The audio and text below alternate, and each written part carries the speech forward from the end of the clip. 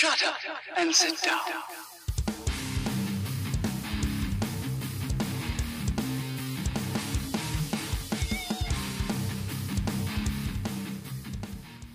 Hey you scallywags, let's get right into it. From Toys Alliance and Kit Lau's Acid Rain, Strength of Ved, from the brand new Omanga line coming out June 2022. Now this first release here will be a bike and figure together. This is General Stange Matic of the Abaddon Army's 2nd Legion, the one they call the Unbroken. So this is a character figure using a brand new buck, which has got a new dip, waist dip, and butterfly joints. He comes with a custom CM1D combat motorcycle built by the 2nd Legion's engineers and outfitted with a powerful dwarf cannon named the Strength of Ved after his brother's old SA. So the Omanga line seems to be expanding into a more cyberpunk, almost Tron-esque aesthetic, which is looking really good. Just like the Capybara Red release, this definitely has those Akira vibes. Also part of their June release is the single motorcycle release, the Bar Guest CM1M, where the Strength of Ved's colour scheme heavily leans into Akira. This release definitely has more of a Tron vibe, particularly with those light blue highlights. This is the latest generation of combat motorcycles, designed by both Cerberus and the 2nd Legion's engineers. The Barguest CM1M is the cavalry of the Abaddon Army's fierce 2nd Legion. So this is a more stripped down standard issue of what we see with the Strength of Ved, but still looking really impressive, and one that I'll definitely pick up, if not multiples of. So last of the June releases, we have the Army Builder, the Abaddon Geists. The Abaddon Geists are equipped with the latest in Omangan hardened combat armor and the OS-31 submachine gun. So just like we see with the General, this uses the same Omanga buck with a new waist dip and butterfly joints for the arms. Although seemingly a colour variant of the General, the added blue lines on the arms and the calves really make this design pop, and something that I'll definitely be getting. Pia Club are doing a 3-pack of one of these Abaddon Geists, the single release bike, and then the Strength of Ved together. So if you've not got into Acid Rain before, this may very well be a good place to start.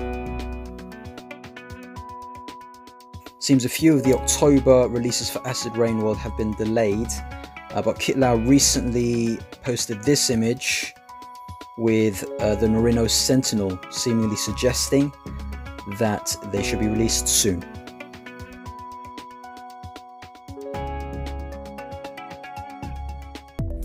As if we didn't know already, Games Workshop have released promo images of the next wave of figures from Joytoy.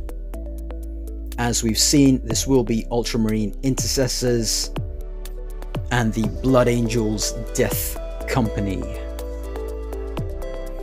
So here's a video of the figures released by Joytoy and shared by Patrick Chan in the communities. I've been looking online for official information on the official release strategy for these figures, but word on the street is that it will be very similar to the previous release. So that means exclusive for China, and then a limited made to order release thereafter through the Games Workshop website, and there'll be a few other outlets that will possibly hold these figures too. They will stand at the same size as the Incursors and Infiltrators we've got already, but will come with a few different accessories, including the iconic chain sword and a swappable character head and helmet. Unfortunately, you can't fit the helmet over the head. Boo. So if you're keeping an eye on my community tabs on YouTube, this image was shared last week through the communities by Alex Herrera just a week ago. Since then, Joytoy teased this promo image, all but confirming this mech for release. Joytoy then released this footage, which is shared by Patrick Chan in the communities, which gives us the best look at this mech yet. This is looking quite intimidating, and also seemingly comes with a figure beside it, which looks to be a variant on the standard Infiltrators. This image shared by Rudy Wong.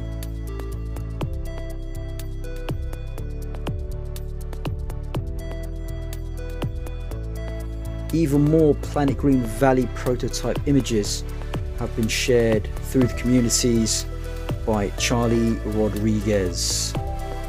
There seems to be a number of different designs, which is really impressive, because it seems to be that the bucks themselves are very different, where mostly Acid Rain and Joytoy would use the one buck, or the buck that they're using for one generation, utilizing that with different armor parts on top. A lot of these seem to be very different, so that's very impressive from a small company, and definitely something I'll be keeping an eye on.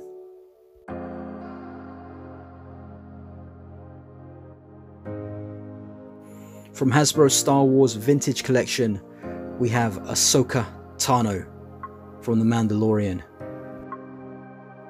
When I first saw this image, I thought it was 1/12 scale. That's how good this thing looks. The likeness to the actress Rosario Dawson is amazing. Here we have the Death Watch Mandalorian. There's something about this design and color scheme that really appeals to me, so definitely one that I'll be looking to acquire. I just hope they sort out those really dodgy leg joints. Fingers crossed. Here we have the Mandalorian Navarro Cantina playset, which includes the Imperial Death Trooper. So this does look like a lot of fun, particularly if you're looking to build any dioramas yourself in your 1/18 scale universe. Doesn't hurt that it comes with a pretty cool figure as well. This is the Emperor's Throne Room, which includes a figure, throne room window background, and 4 accessories. This utilizes part of the cardboard as part of the play set. In some of these images it looks absolutely fine. In others it does look a bit tacky. So I'm not sure how that will hold up in person. Might be worthwhile for the Emperor though, as he does look pretty good. And the throne itself looks decent and not cardboard. Plus you do have these finger effects, which are pretty cool. The Emperor looking quite smug as he holds a lightsaber in his hand. Here we have a Rebel Trooper 4-figure box set. This release is in the same vein as the Stormtrooper box set announced just a few weeks ago. Obviously with the exposed faces we get a bit more variation with the character head sculpts. Here we have the HasLab Star Wars Black Series Rancor, which is basically their Kickstarter and actually 1/12 scale. However, this will be a huge addition to any 1/18 scale universe at a huge price of $349.99 with a target of 9,000 backers.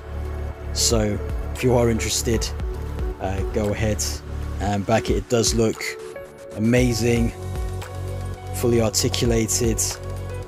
The price, pretty steep, eye-wateringly so, but looking amazing.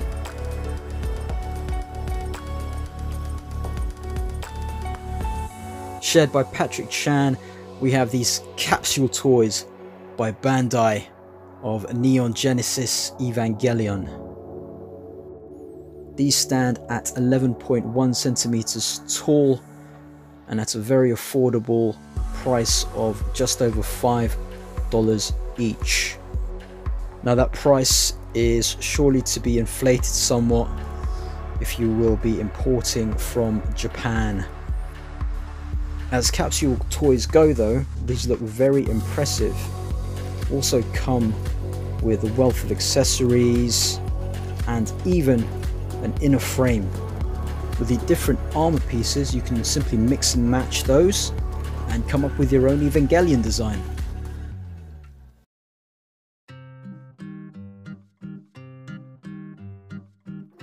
From 5 points, we have Mezcos Monsters, which are inspired by the classic monsters of yesteryear. Mezcos Monsters Tower of Fear Deluxe box set contains 5 figures, a range of accessories, and a multi-level environment diorama. This, much like the Emperor's Throne Room we saw earlier, seems to utilise a lot of the cardboard bits. So we have Frankenstein with the old square ball and chain. Werewolf with a skelly head. Sea Creature, which is my favourite of the bunch, I think. Dracula with a alternate head there. And the Mummy with some bits. So these figures have 5 points of articulation. The set we priced at $95 plus shipping, and will be shipping in May 2022. So that's it for now. There was a few other bits which I didn't quite get to, so we'll probably include in the next news vids. Thank you once again all for all the support. It is very much appreciated. I'm working on more videos, so keep an eye out. In the meantime, check the rest of the other content on the channel. Thanks so much, and I'll scale you later.